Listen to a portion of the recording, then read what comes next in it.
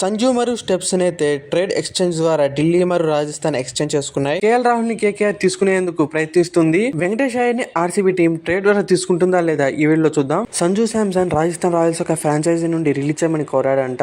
దీంతో రాజస్థాన్ రాయల్స్ సంజు శాంసన్ పై ఇంట్రెస్ట్ ఉన్న టీమ్స్ ని అయితే తెలియచేయమని కోరింది. సంజు శాంసన్ ని తీసుకునేందుకు ఇంట్రెస్ట్ చూపించిన సిఎస్కే టీం సంజు శాంసన్ ని క్యాష్ డీల్ ద్వారా తీసుకునేందుకు ప్రయత్నించింది. కానీ రాజస్థాన్ రాయల్స్ సంజు శాంసన్ ని ఇవ్వాలంటే బదులుగా రవీంద్ర జడేజాని ట్రేడ్ చేయమని కోరింది. బట్ సిఎస్కే కి రవీంద్ర జడేజా ఇంపార్టెంట్ కాబట్టి ఈ ట్రేడ్ డీల్ నుంచి సిఎస్కే టీం వెనకడిగేసింది. ఇంకా రిమైనింగ్ ఫ్రాంచైజీలో సంజు శాంసన్ ని ట్రేడ్ ద్వారా తీసుకునేందుకు ఇంట్రెస్ట్ ఉన్న టీమ్స్ కోసం రాజస్థాన్ రాయల్స్ ఎదురు చూస్తుండగా ఢిల్లీ క్యాపిటల్స్ టీం అయితే సంజు శాంసన్ ని తీసుకునేందుకు ఇంట్రెస్ట్ చూపించింది.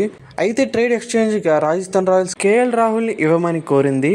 కేఎల్ రాహుల్ ని ఇచ్చేందుకు నిరాకరించిన ఢిల్లీ క్యాపిటల్స్ బదులుగా త్రిస్టన్ స్టెప్స్ ని ఇచ్చేందుకు సిద్ధమైంది. దీంతో రాజస్థాన్ రాయల్స్ త్రిస్టన్ స్టెప్స్ తో పాటు మరో యంగ్ ఇండియన్ ప్లేయర్ ని అయితే కోరిందంట.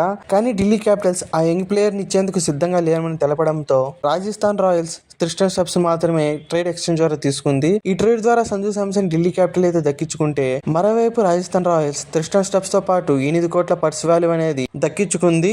ఇంకా కేఎల్ రాహుల్ ని ఢిల్లీ నుండి ట్రేడ్ చేసుకునేందుకు KKR ప్రయత్నిస్తుందంట.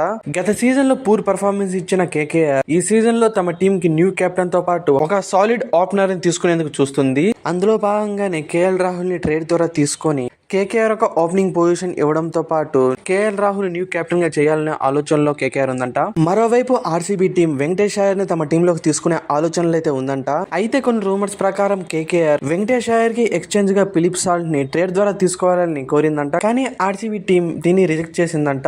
Maximum RCB team Venkatesh Iyer అయితే ట్రేడ్ ద్వారా తీసుకునే అవకాశం లేదు. ఎందుకంటే వెంకటేష్ అయ్యర్ ఒక ప్రైస్ వాల్యూ 23.75 కోట్లు కాబట్టి. So maximum RCB team Venkatesh Iyer ని ఆక్షన్ లోనే టార్గెట్ చేసే అవకాశం అయితే ఎక్కువ ఉంది.